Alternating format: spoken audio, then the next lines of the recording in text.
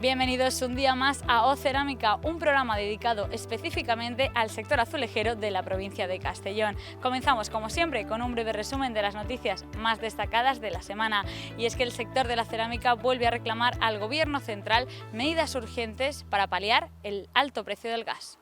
En las últimas semanas el precio del gas ha alcanzado nuevos máximos históricos. Es por ello que el secretario general de la Asociación de Fabricantes de Fritas, Esmaltes y Colores Cerámicos, Manuel Breva, afirma que si la situación se alarga, repercutirá directamente en el empleo y la producción, ya que los precios alcanzados golpean a la rentabilidad del sector.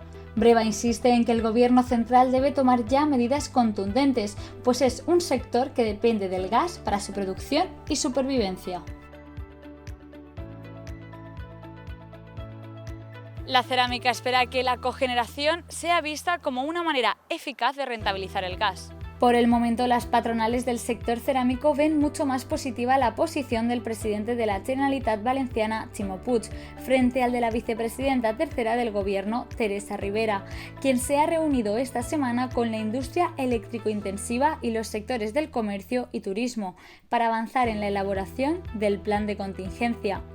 Por su lado, Ximo Puig ha reclamado al Gobierno central que se promueva o apruebe cuanto antes medidas de apoyo a la cogeneración de alta eficiencia energética.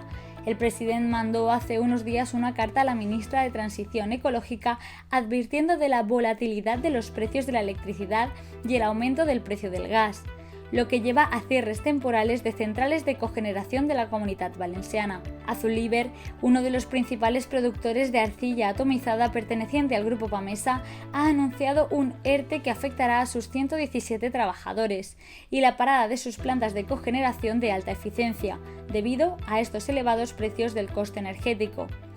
Puig insiste en la carta dirigida a la ministra en que si la situación no cambia se perderán los clarísimos beneficios energéticos que hay detrás de la cogeneración consolidada como la tecnología más eficiente. La patronal de maquinaria cerámica se planta ante el Gobierno central para que solucione su conflicto político con Argelia. Fue a principios de junio cuando el Gobierno de España cambió de criterio respecto al Sáhara Occidental, razón por la que Argelia cortó su relación comercial con nuestro país. Tras este hecho, solo se dio salida a los envíos que ya estaban retenidos en las aduanas, causa por la cual los fabricantes de maquinaria han visto interrumpidas sus operaciones con el país que el año pasado supuso el 20% de sus ventas en el extranjero. El presidente de la Asociación Española de Fabricantes de Maquinaria y Bienes de Equipo para la Industria Cerámica, Juan Vicente Bono, expresa que este hecho repercutirá directamente en los trabajadores, ya que no se pueden mantener las plantillas si la carga de trabajo es menor. Además, el presidente de ASEBEC teme perder un mercado tan importante para el sector de la maquinaria como es el de Argelia, si la situación no se desbloquea pronto. El Instituto de Tecnología Cerámica y el Ayuntamiento de Onda trabajan conjuntamente para analizar y aplicar proyectos de economía circular en el tejido industrial ondense. El objetivo de esta colaboración es compartir recursos entre empresas a favor de la sostenibilidad. Carmina Ballester, alcaldesa de la localidad de Onda, ha reafirmado la importancia de apostar por la sostenibilidad a causa de la crisis energética en la que nos encontramos. Se comenzará realizando un censo de recursos a través de la tecnología y el Big Data, estudiando así la viabilidad técnica y sostenible de los mismos. El trabajo conjunto de ambas instituciones comenzará este mismo mes de septiembre con el análisis de recursos del área industrial Sur 13. Se aprueba por unanimidad en el Pleno de Vila-real la cesión de condición de agente urbanizador del PAI Europlataforma Intermodal del Espai Comercial Vila-real. El PAI supondrá la construcción de una estación logística junto a la Nacional 340. Concretamente se trata de un espacio urbanizable de cerca de 1 millón de metros cuadrados. La propuesta aprobada por el Pleno contempla la cesión de la condición de agente urbanizador. En el Pleno se ha puesto en valor esta decisión como una manera de potenciar la economía de la ciudad de Vila-real. Además, desde el Ayuntamiento informan de que el Espai Comercial Vila-real ha aportado garantías para llevar adelante un PAI productivo y un programa comercial logístico complementario del sector cerámico, que creará inversión y trabajo. Hoy finalizamos nuestro repaso de noticias más destacadas de la semana haciendo referencia a una curiosidad, y es que Tokio va a albergar un edificio de 164,8 metros de altura que estará formado principalmente por cerámica y vidrio, cosa que nos recuerda a la tradicional arquitectura japonesa. Uno de los barrios más conocidos de Tokio, Shibuya, se convertirá nuevamente en protagonista. En 2027 albergará una gran estructura de cerámica y vidrio. Se trata de un edificio de 164,8 metros de altura. La fachada de este edificio será de cerámica con el fin de hacer referencia a la arquitectura tradicional japonesa. Las plantas inferiores, con grandes vidrieras, estarán destinadas a locales comerciales y las superiores a las viviendas. Todavía se desconoce la inversión que supone este edificio y el precio que puede costar la compra de algunos de sus apartamentos. Según la compañía encargada de este proyecto, se pretende que esté finalizado en 5 años y se obtengan las calificaciones de sostenibilidad más altas posibles.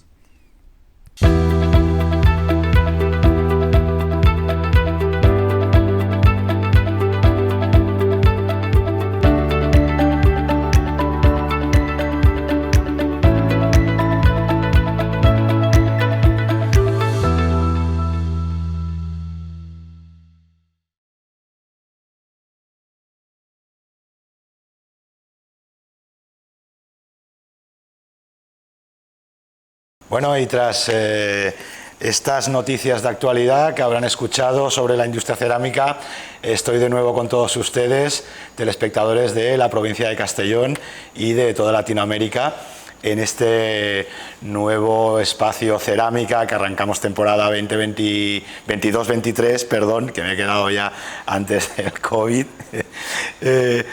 Daros la bienvenida de nuevo, un placer estar con ustedes y volver a reencontrarnos para hablar sobre la industria cerámica, que tiene, como habrán visto en la parte de actualidad, muchísimas cosas que contar. Hoy, permítanme que antes de introducir a la persona con la que estoy aquí sentado, hable de una asociación, es ANFEC.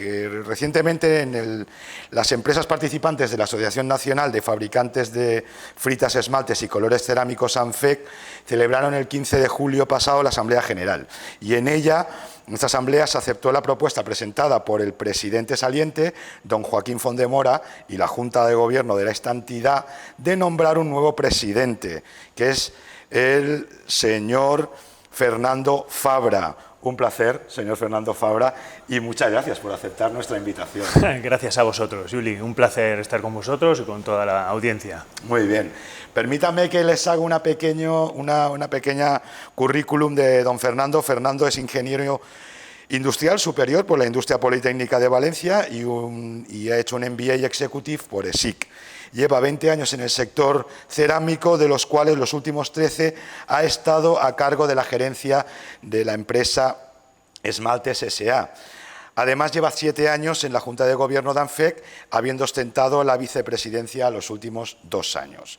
Bien, comentar también que la presidencia de esta entidad se renueva periódicamente. Como todas las asociaciones, cada 4 años, por norma general, el cargo va rotando entre las distintas empresas miembros de esta asociación. Además, también, por lo tanto, se han renovado otros cargos en la Junta de Gobierno que han recaído en Ángel Navarro, de Colorronda, como vicepresidente, en Joaquín Fondemora, que sigue perteneciendo a la Junta como tesorero, y a Gonzalo Trilles, de Colorrubia, que entra a formar parte como vocal. Bien, hecha esta pequeña introducción, vuelvo con Fernando. ¿Qué tal, Fernando? Primero de todo, la primera pregunta, ¿cuáles son las prioridades de esta nueva Junta? ¿Qué os habéis planteado, vista la situación actual? Bueno, más que nos lo planteamos porque nos lo exigen, más que nada, ¿no? No es que hay prioridades, pero hay necesidades, más que prioridades son necesidades. Entonces, bueno, ¿qué nos hemos planteado? Pues hay cortoplacismos, hay temas que hay que acometer con urgencia, y más las otras a un medio y largo plazo, ¿no? Entonces, pues bueno, la Junta, efectivamente, hay una renovación de Junta, formo parte de la presidencia ahora, he estado 7 años antes. Joaquín tuvo, pues, también la problemática, sobre todo de la pandemia, que bueno, aquello fue, ya lo conocemos todos, ¿no? Parece que haya quedado muy atrás. Aquellos fueron momentos muy complicados y fuimos gestionándolo con la Junta y a través, todo dirigido a través de nuestro presidente en aquel momento, de Joaquín, y ahora pues vienen nuevos retos, nuevas amenazas y bueno, ¿qué nos planteamos? Primero, a ver cómo vamos saliendo adelante con todos estos gravísimos problemas que ahora mismo tenemos la situación actual. Sí, sí.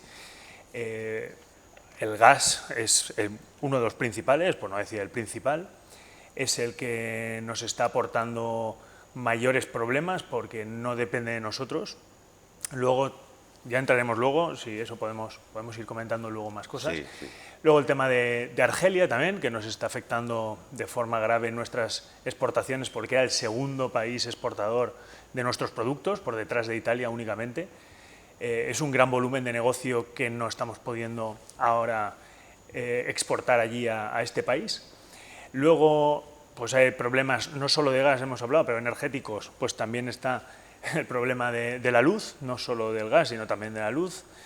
Luego está el problema de la inflación, está el problema de las materias primas, que también podríamos entrar un poco más en detalle, pero para unos primeros números, comentar que nuestro mix de compras que estamos haciendo, que de nuestros productos básicos de materias primas, pues estamos en torno a una subida de un 50% de las materias primas, un 50% en un solo año, es decir, estamos hablando de inflación de un 10%, se está hablando, pero es que las materias primas con las que nosotros hacemos nuestros productos han subido en un año un 50%, sin tener en cuenta el tema energético, solo las materias primas en origen. ¿Qué ocurre? Además, el tema del eurodólar, que para importar materias primas como cotizan en dólares, pues nos afecta negativamente la paridad de ahora del eurodólar.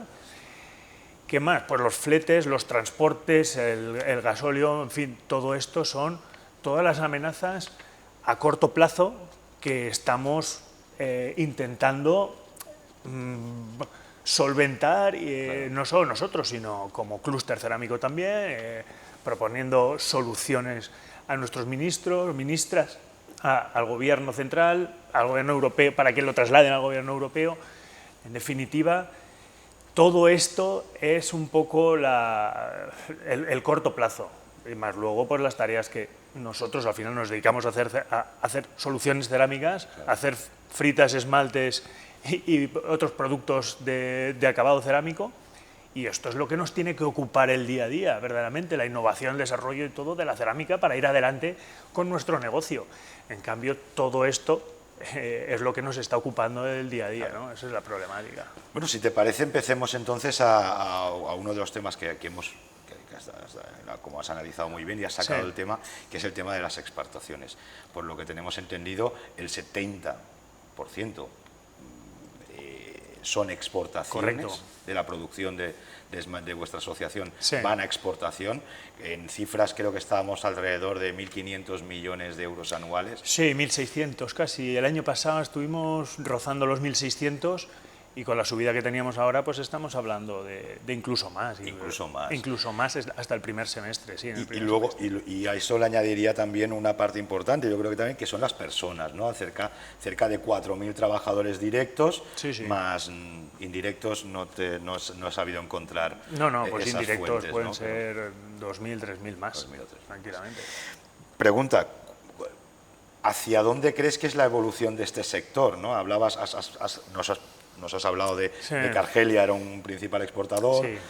¿Cómo se está moviendo esa situación de la exportación? Un poco ahí el tema bueno, efectivamente, exportación lo has clavado, 70% es nuestra exportación. Lo que hablábamos, ¿no? De los 1.600, pues un poco más de 1.000 se van a la exportación. Estábamos subiendo también la exportación, también por tema de precios, que nos hemos visto obligados a subir precios, pues por este efecto precio también están subiendo las exportaciones, lógicamente.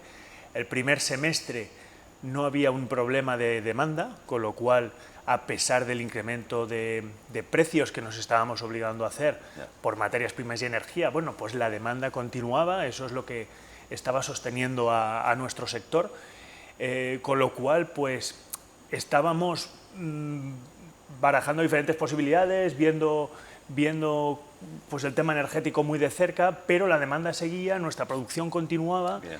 Entonces, bueno, pues ahí hemos tenido esas circunstancias que nos han venido muy bien. Ahora, este segundo semestre, lo que vemos es que la demanda ya empieza a bajar. Entonces, debido al incremento de costes a nivel generalizado también en exportación. El problema del gas es un problema a nivel europeo. Nuestras exportaciones en Italia, que en Italia ahora mismo muchas empresas están paradas, con lo cual pues esas exportaciones, el primer país es Italia, están paradas, con lo cual dejaremos de exportar allí. Segundo país, imagínate, era Argelia, está bloqueado desde el 8 de junio, 40 millones de euros menos que hemos facturado en 3 meses, con lo cual toda esta demanda pues va a ir hacia abajo. En otros países europeos pues también la demanda va a bajar pues por el coste energético, que no es competitivo ya poner una fábrica en marcha con estos precios de gas y electricidad. Entonces, ¿hacia dónde va a ir el sector? Bueno, pues afortunadamente tenemos un clúster cerámico muy bueno aquí, y eso es un valor añadido que tenemos, una fortaleza que la tenemos que explotar más. La hemos explotado muy bien, y eso es lo que nos salva mucho, porque el Made in Spain con este clúster español que tenemos, y además centralizado en la provincia de Castellón prácticamente, Sí, claro. pues eso nos da una ventaja competitiva respecto a otros países, y este clúster no lo tiene nadie, con lo cual esa innovación y desarrollo, investigaciones, poder hablar con materias primas, maquinaria, clientes cerámicos que prueben una cosa, que prueben otra, probar la máquina para ciertas aplicaciones, todo eso nos da una ventaja competitiva respecto a otros países muy buena, y por eso nuestro sector es líder mundial. Entonces queremos seguir siendo líderes mundiales, pero no solo de investigación y desarrollo, sino también de posible producción aquí, y no parar la producción aquí y llevárnosla a otros países donde la energía es más barata, o no hay tanta inflación, o los costes productivos no son tan caros. Muchas de nuestras empresas tienen plantas productivas fuera de aquí, fuera de España, alrededor del mundo, son multinacionales, verdaderamente, no solo multinacionales comerciales, sino multinacionales productivas. Y lo que no queremos es que se deje de producir aquí en la provincia de Castellón. Bueno, eso me encanta oírlo. A mí, yo soy muy defensor del producto Made in Spain, que la propiedad se quede aquí, de no cometer errores como a lo mejor se cometió en el sector del automóvil, que se vendió todo y de repente pues ahora tienes que luchar a ver cómo mantener una fábrica de automóviles y demás. Eso el Made in Spain además está muy valorado por todo el mundo. Bueno, en nuestro sector, también me consta que el sector cerámico, pero un técnico español de esmaltes es muy bueno, está muy bien valorado fuera, resuelve muchos problemas, y creo que tiene un conocimiento muy amplio de lo que es la cerámica, gracias al clúster que tenemos aquí. Ese conocimiento lo tiene y lo lleva a los clientes, entonces nos tenemos que aprovechar de eso. Pero si eso lo vamos desmantelando, quitando producción cerámica, quitando producción de fritas y esmaltes,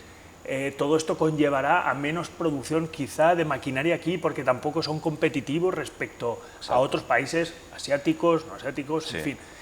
Si eso lo vamos desmantelando, ese valor añadido ahora mismo del Made in Spain lo vamos a ir perdiendo en favor de otro país a lo mejor, o lo que sea. Con lo cual, eso es lo que estamos nosotros reivindicando, que no podemos ni debemos perder nunca, ese ADN nuestro de aquí. Me parece perfecto.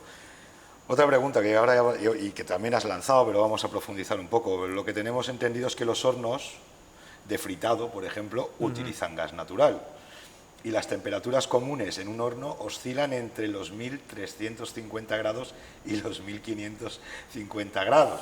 No hace falta ser un ilustrado para darse cuenta de que se ha de usar muchísimo gas, y esas facturas se elevan muchísimo.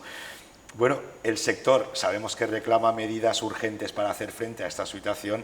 Si nos pudieras adelantar cuáles han sido estas últimas medidas que habéis presentado al Gobierno o a Europa.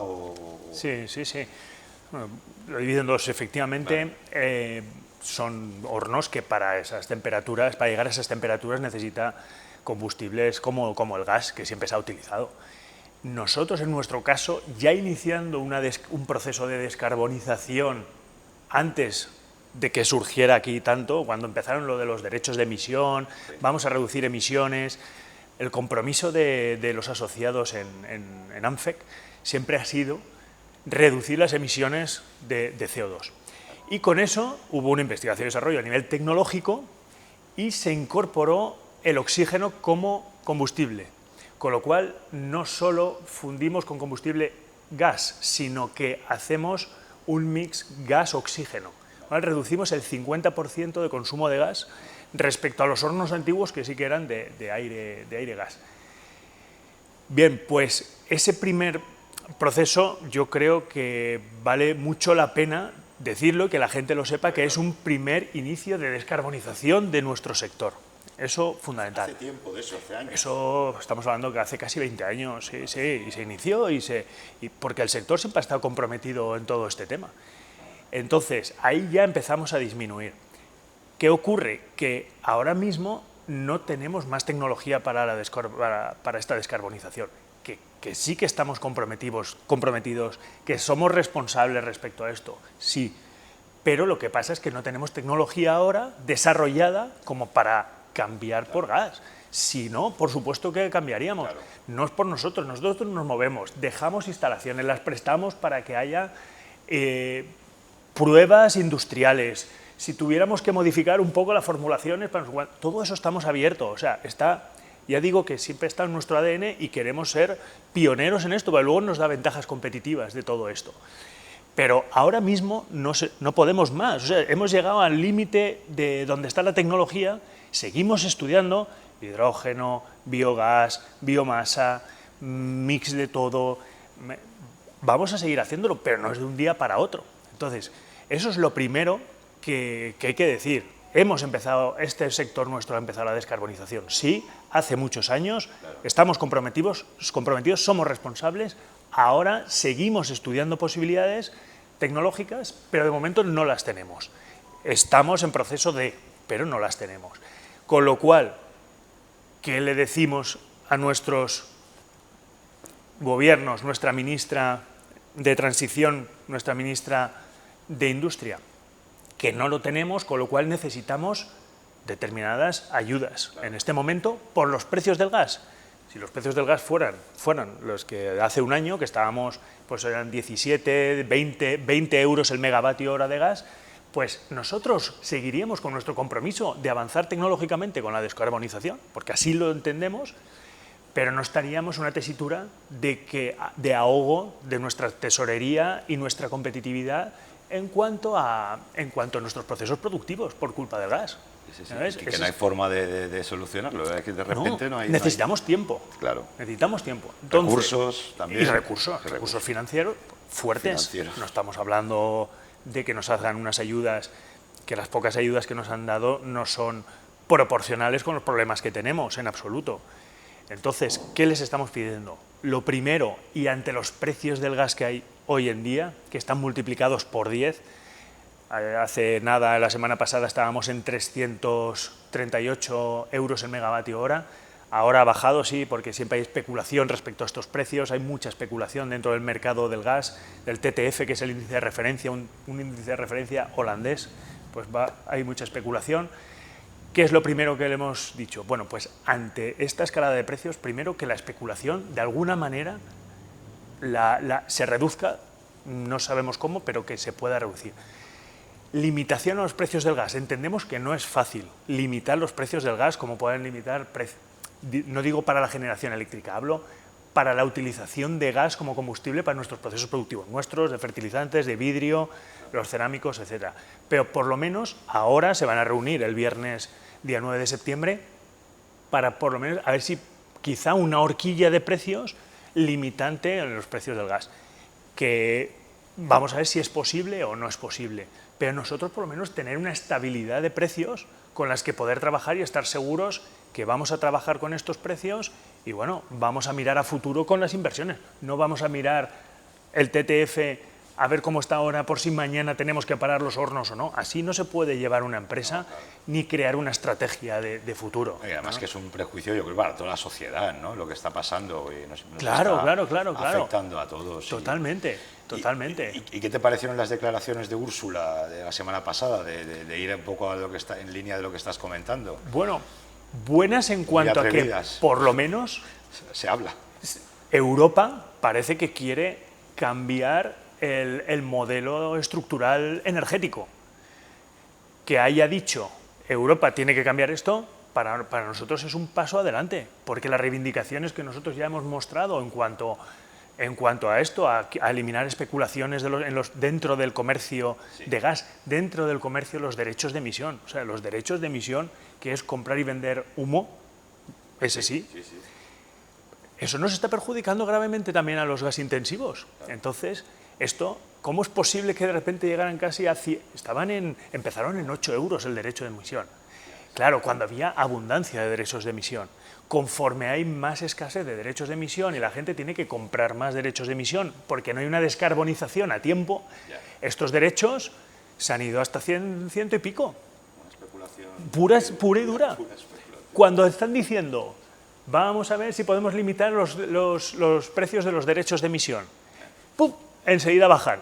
Estaba en 80, ya están en 60 y pico y vamos a ver, después de la comisión del viernes 9 de septiembre, si aún se puede más. Entonces, le pedimos pues algún tipo de limitación dentro de lo posible, entendemos esta primera... Claro, de precios del gas, que nos permita estabilidad de trabajo y mirar con estrategias futuras. Segundo, tema de los derechos de emisión.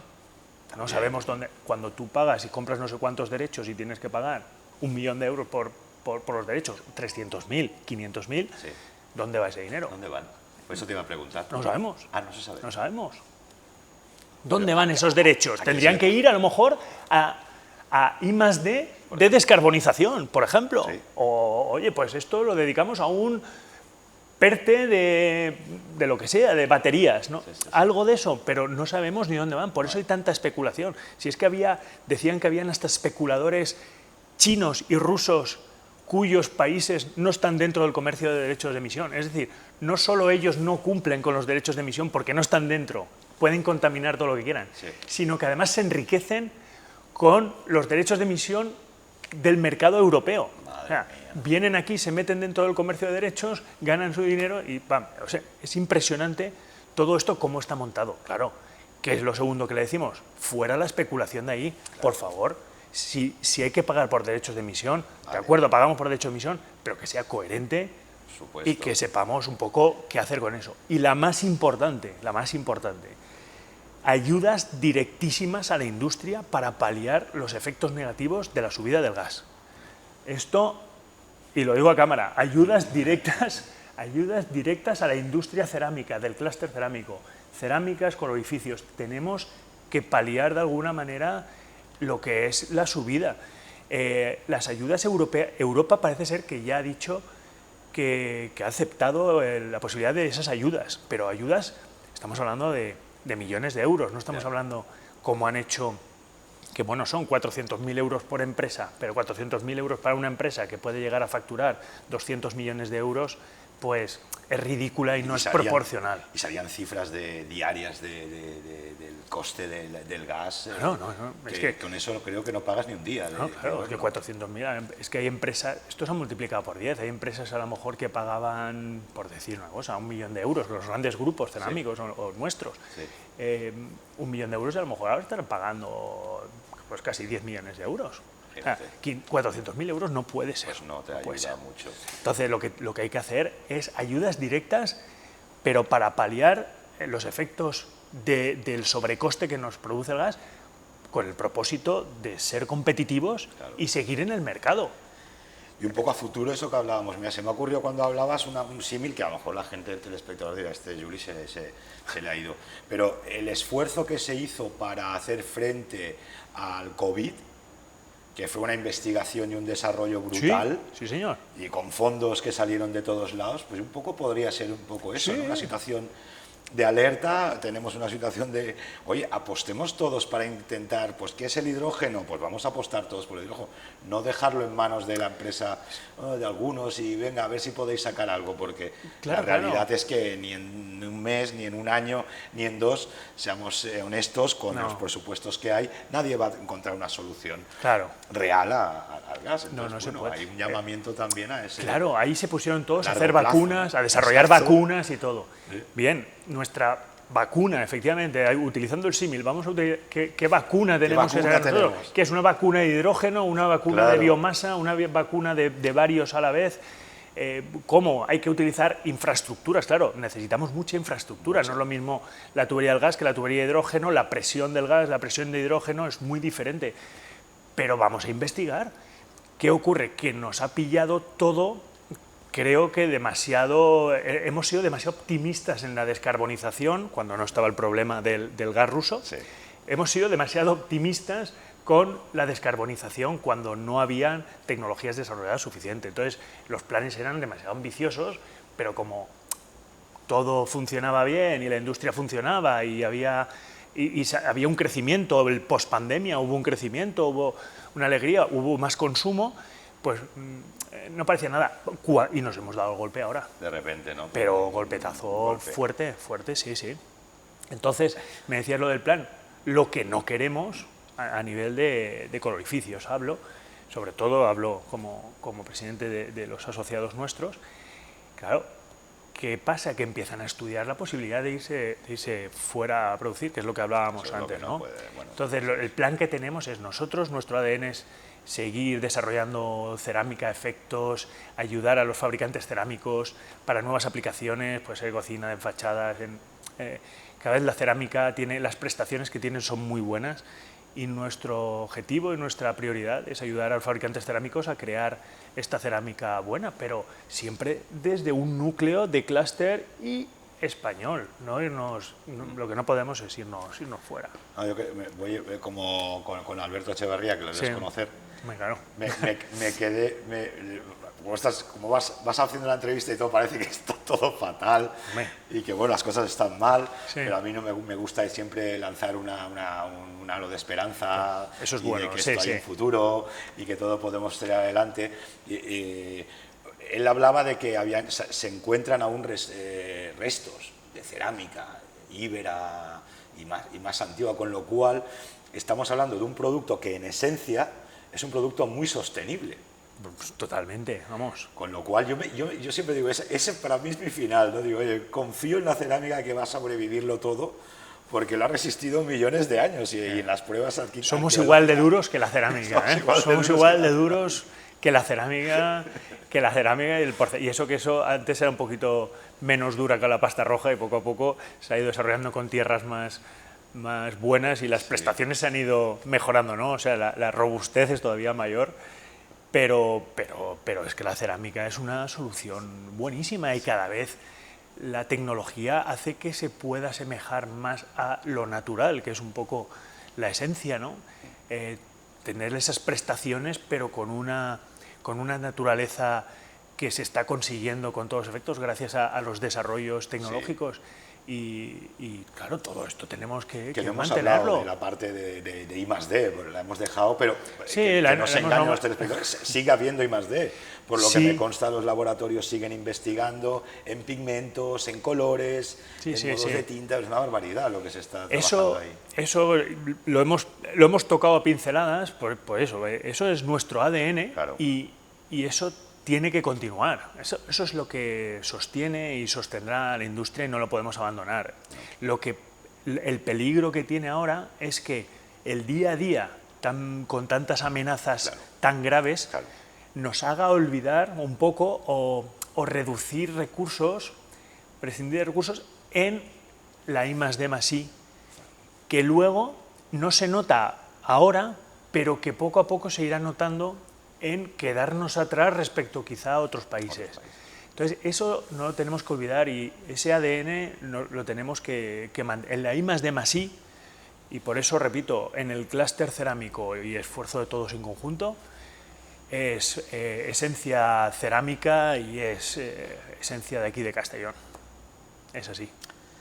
Señores telespectadores, espero que hayan estado igual de a gusto que yo con Fernando, conociendo un poquito más esta industria cerámica, de la cual cada día pues uno aprende, y esto es muy interesante, porque no olviden que esto es un programa divulgativo, un programa que intenta ser formativo, y que ustedes también desde sus casas pues aprendan un poquito más, que nunca viene mal.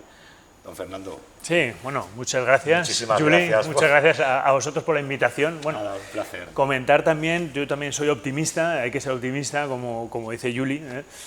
Y bueno, sobre todo por un poco dirigirme también a las personas, ¿no? Creo que también nos hace falta, siempre estamos en contacto con universidades, con centros de formación profesional. Creo que lanzar también un mensaje, pues que hay muchas formas de prepararse a nivel industrial, cerámico. Afortunadamente es un sector que lo tenemos que llevar adelante. La generación antigua que hizo una transición tan buena a nivel cerámico, pues poco a poco les está llegando ya la hora de jubilarse, y bueno, ya se van apartando de este sector. Y nos hace falta pues nuevos perfiles, porque son más técnicos y más tecnológicos que antes. Y esos nuevos perfiles yo sí que invito a esas ganas de trabajar, de trabajar conjuntamente en un mundo tan apasionado como la cerámica, con un recorrido muy extenso, con un sector líder mundial aquí en Castellón, que mucha gente no lo sabe, pero que puede estar trabajando en un sector líder mundial. Es como si te dicen, nos vamos a trabajar no sé, a nivel de Alemania al automóvil. Ostras, estoy aquí en la élite del sector del automóvil, pues aquí estarás en la élite del sector cerámico. Y todo esto lo tenemos que defender, y tiene que ser algo interno nuestro. Me quedo con... es que Fernando, no sé, y no lo habíamos hablado, pero me ha ido muy bien esta despedida de Fernando para decirles que la semana que viene el programa va a estar dedicado precisamente vamos a exponer todos esos cursos que se están haciendo desde ITC, ATC, ANFE, Escuela de Cerámica de Alcora, Escuela de Cerámica de Alcora. Tenemos institutos, tenemos un montón de cursos. Nosotros, las empresas, tenemos convenios, pues a lo mejor con la FUE, a través de diferentes entidades, vienen a hacer aquí prácticas. Nosotros lo admitimos, los introducimos en nuestros equipos. Hay que aprovechar eso, hay que aprovecharlo. Pues te has adelantado, nos has hecho pues un spoiler de la semana que viene. Me alegro. Pues nos vemos la semana que viene con la formación como tema a tratar. Un saludo. Muy bien, gracias. Muy bien, Juli. Oye, fantástico.